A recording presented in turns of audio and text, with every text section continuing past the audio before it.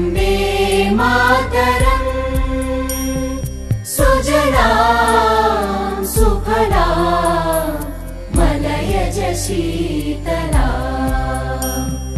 सस्यश्यामलां मातरं वन्दे मातरम् शुभ्रज्योत्स्ना पुलकितयामिनी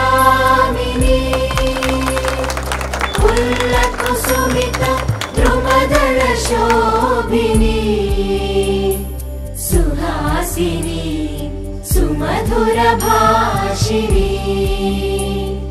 सुखदां वरदां मातरं वन्दे मातरम् वन्दे मातरम् सुजलां सुफलां मलयज शीतलां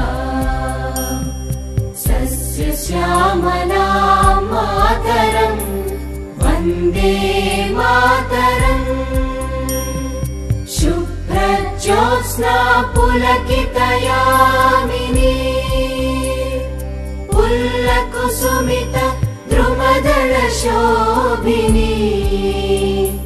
सुहासिनी सुमधुरभाषिणी सुखदां वरदां मातरं वन्दे मातरम्। రమణారెడ్డి గారికి, మిత్రులు ప్రొఫెసర్ గణేష్ గారికి, మిత్రులు నర్సయ్య తెలంగాణ జనసమితి నగర శాఖ అధ్యక్షుడు మెరుగు శ్రీనివాస్ ఇక్కడే మీ పక్కనే ఉంటాడు, బస్తీలో పనిచేస్తుంటాడు. మీ అందరికీ అమిగోస్ కుటుంబ సభ్యులందరికీ పేరు పేరున వందనం. 78వ స్వాతంత్ర దినోత్సవ శుభాకాంక్షలు మీ అందరికీ కూడా. జెండా ఎగిరేసినాం, మన పని అయిపోయింది అనుకుంటే వాస్తవానికి అది నిజం కాదు. మనం ఇక్కడి నుంచి చాలా ఆలోచించుకోవాల్సి ఉంటుంది. మనం అందరం కూడా ఈ దేశ పౌరులు అనే భావన కలగటానికి చాలా ఏళ్ళు పట్టింది మానవుడు గారు. మొట్టమొదట ఈ ఆలోచన కూడా ఉండేది కాదు. ఏ ప్రాంతం వల్ల ఆ ప్రాంతానికి పరిమితమై దాని గురించి ఆలోచించేవాళ్ళు. అక్కడి నుంచి మెల్లమెల్లగా జాతీయత అనే భావన మనలో పెరిగి అది దినదినాభివృద్ధి చెందింది. మనం హాకీ మన టీం గెలిస్తే సంబరపడతాం, క్రికెట్ గెలిస్తే ఆనందిస్తాం. ఇవన్నీ కూడా మనలో ఉన్న జాతీయత భావానికి కూడా సంకేతం. ఒక దేశంలో ఉన్న ఒక పౌరుడు అంతర్జాతీయంగా గుర్తింపు పొందితే ఇది మా భారత జాతీయుడని అనుకుంటాం. ఒక పోగొట్టు నష్టపోతే మనందరం బాధపడ్డాం. ఇవన్నీ కూడా సంకేతాలు. మనలో ఆ జాతీయత భావం ఉందని. ఈ భావం ఉంటే ఏమవుతుంది అనేది ముఖ్యమైన ప్రశ్న. ఉంటే ఏమవుతుంది అంటే మనుషుల మధ్య ఉండేటువంటి సంబంధాలు విస్తృతమవుతాయి. ఒక ప్రాంతానికి పరిమితమైన వాళ్ళు అది దాటి ఎల్లలు దాటి ఇంకా పెద్ద ప్రాంతంతో మమేకమైపోవటం అంటే అంత స్థాయిలో మన మధ్యన ఆర్థిక సంబంధాలు, సామాజిక సంబంధాలు, సాంస్కృతిక సంబంధాలు విస్తరించినట్లు లెక్క. అది ఎంతగా విస్తరిస్తే మన మధ్యన సఖ్యత ఎంతగా పెరిగితే, సహకారం ఎంతగా మన మధ్యన ఏర్పడితే అంతగా ఈ దేశం పురోభివృద్ధికి అది ప్రాతిపదిక కాగలుగుతుంది.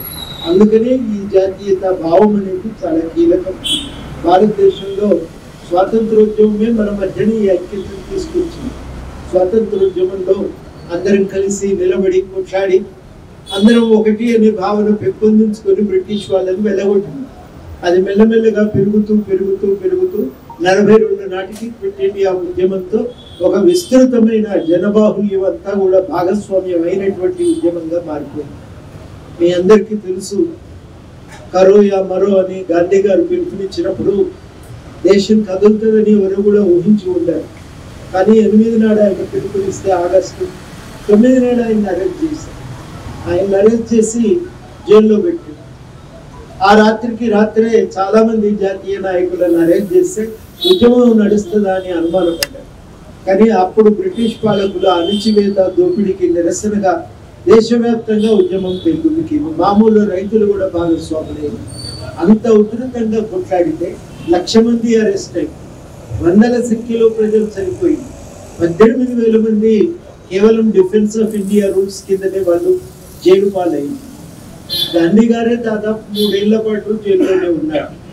దాదాపు ఈ రకంగా ఒక విస్తృతంగా దేశమంతా జైలుగా మారుతున్న సమయము మనకు స్వాతంత్రోద్యమం రావటానికి, అది స్వాతంత్రోద్యమం బలపడటానికి, స్వాతంత్రం రావడానికి కారణమైంది.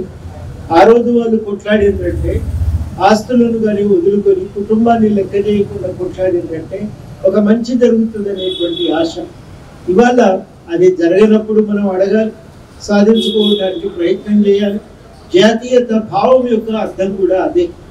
మనం అంటే ఒకరిద్దరు కాదు, అందరికీ లాభం జరగాలి.